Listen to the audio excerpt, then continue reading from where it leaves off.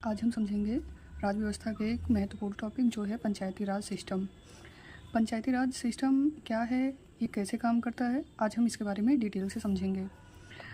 इसकी परिभाषा देख लेते हैं। Meaning of Panchayati Raj. The Panchayati Raj system is a system of rural local self government in India. It enables people at the village level to participate in administration and development. परिभाषा हम देख लेते हैं। परिभाषा कहती है कि पंचायती राज व्यवस्था भारत में स्थानीय सुशासन की एक ग्रामीण प्रणाली है जो लोकतंत्र को मजबूत करने के लिए बनाई गई थी।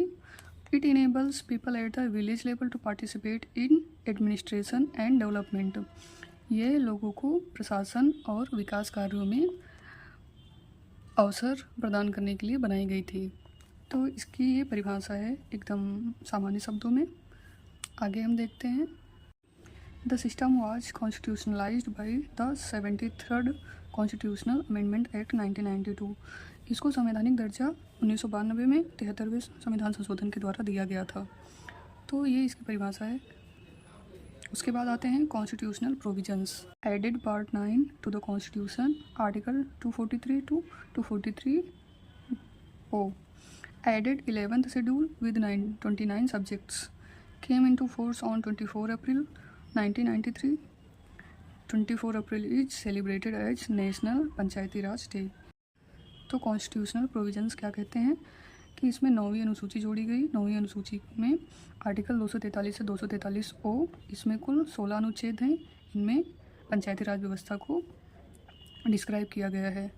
और इसके बाद फिर 11वीं अनुसूची में 32 विषय जोड़े गए कि पंचायती राज व्यवस्था में क्या क्या विषय हैं, ये उसमें बताया गया है। और ये 1993 में 24 अप्रैल को ये फोर्स में आया। फिर प्रत्येक वर्ष को 24 अप्रैल को नेशनल पंचायती राज डे के रूप में मनाया जाता है प्रत्येक वर्ष। उसके बाद हम देखते हैं इसके मेन ऑब्जेक्टिव क्या थे, मुख्य उद्देश्य हम देख लेते हैं। पहला क्या है, डेमोक्रेटिक डिसेंट्रलाइजेशन। रूरल डेवलपमेंट दूसरा है। तीसरा पीपल्स पार्टिसिपेशन। फोर्थ है social justice and last one women empowerment. इसके मेन ऑब्जेक्टिव थे जिसके लिए ये पंचायती राज व्यवस्था बनाई गई। पहला क्या है, डेमोक्रेटिक डिसेंट्रलाइजेशन। इसका क्या मतलब होता है कि लोकतंत्र का विकेंद्रीकरण किया जाए। जो प्रशासन है उसको केंद्र और राज्य के नीचे स्तर पर लाकर रूरल एरिया में प्रशासन को और मजबूत बनाना। सेकेंड इसका रूरल डेवलपमेंट, ग्रामीण विकास को बढ़ावा देना इसका मुख्य कार्य था। और पीपल्स पार्टिसिपेशन, जब ये व्यवस्था वहाँ पे लागू होगी ग्रामीण एरिया में तो वहाँ के लोगों की भागीदारी बढ़ेगी, जिससे उनका मनोबल भी बढ़ेगा और वो प्रशासन में भाग भी ले सकेंगे। इससे लोकतंत्र को और बढ़ावा मिलेगा और मजबूती भी मिलेगी। ये इसका तीसरा मेन उद्देश्य था। सोशल जस्टिस, इससे सामाजिक न्याय भी मिलेगा क्योंकि सामाजिक न्याय की बात हमारे संविधान में कही गई है और जो कि बहुत महत्वपूर्ण है, इसलिए सोशल जस्टिस के लिए भी इसको लाया गया। वुमेन एम्पावरमेंट का क्या मतलब है, महिला अगर चुनाव में भाग लेगी, वो अपने निर्णय देगी तो इससे उस पर भी कुछ सकारात्मक प्रभाव आएंगे और महिला सशक्त होगी, महिलाओं को निर्णय लेने की शक्ति मिलेगी, तो उसकी वजह से महिला एम्पावर भी होगी। तो इसके ये मुख्य उद्देश्य थे जो हमने एक एक करके डिस्कस किए हैं। नेक्स्ट हम देखते हैं 3 टायर स्ट्रक्चर ऑफ पंचायती राज। देखते हैं ग्राम पंचायत। पहले ग्राम पंचायत आती है, फिर क्षेत्र पंचायत, उसके बाद जिला पंचायत। ये 3 लेवल पे इसको बनाया गया है। ग्राम पंचायत क्या होती है, किसी गांव में उस गांव का प्रधान एवं उसी गांव के सदस्यों को मिलाकर एक ग्राम पंचायत बनाई जाती है जो कि सबसे निचली इकाई है। यहाँ पर हेड प्रधान होते हैं और प्रधान गांव के सदस्यों द्वारा ही चुनकर आते हैं, डायरेक्टली इलेक्टेड बाय विलेजर्स। उसी गांव के लोग उन्हें वोट देंगे और फिर वो प्रधान बनकर वहाँ पे चुने जाते हैं। उसके बाद प्रधान का कार्य क्या होता है, work for sanitation, roads, drinking water, welfare schemes etc। स्वच्छता के लिए काम करना, वहाँ पे सड़कों को बनवाना, ड्रिंकिंग वाटर की पूर्ति करना और जो वेलफेयर स्कीम होती हैं वो सारी वहाँ पे प्रोवाइड कराना, लागू करना एक प्रधान का कार्य होता है। उसके बाद हम देखेंगे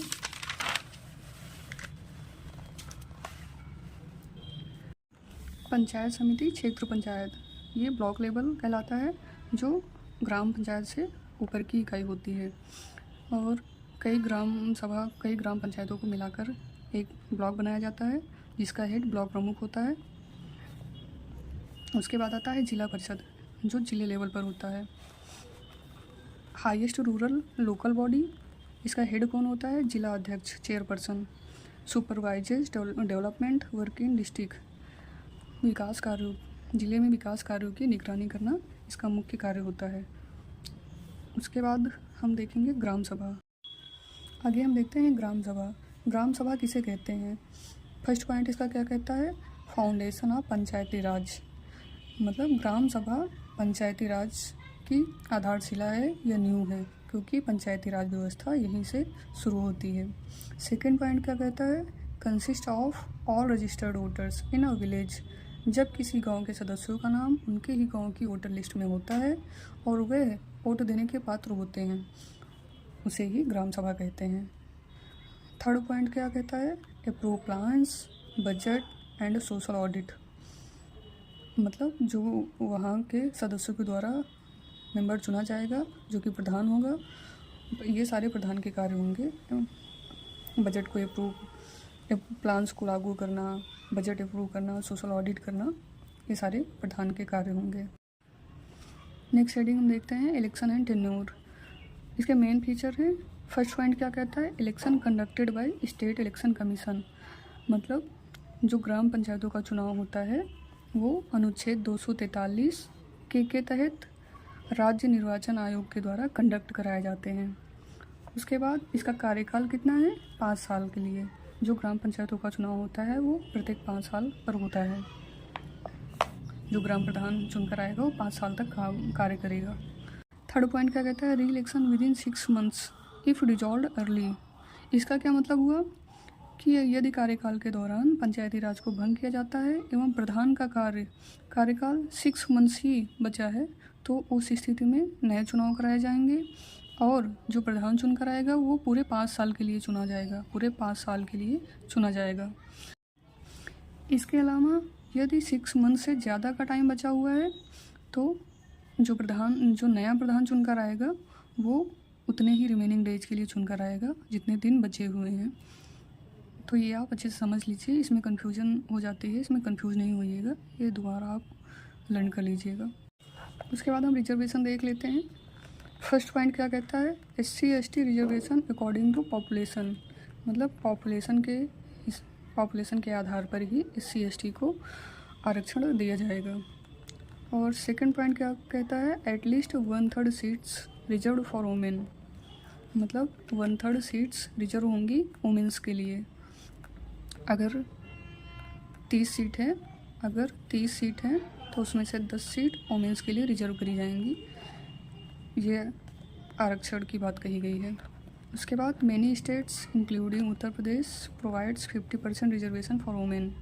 वही है कि इसमें 50% तक भी कुछ राज्यों में वुमेन्स को रिजर्वेशन प्रोवाइड किया गया है। तो ये रिजर्वेशन हमने देख लिया। उसके आगे क्या आता है? State finance commission.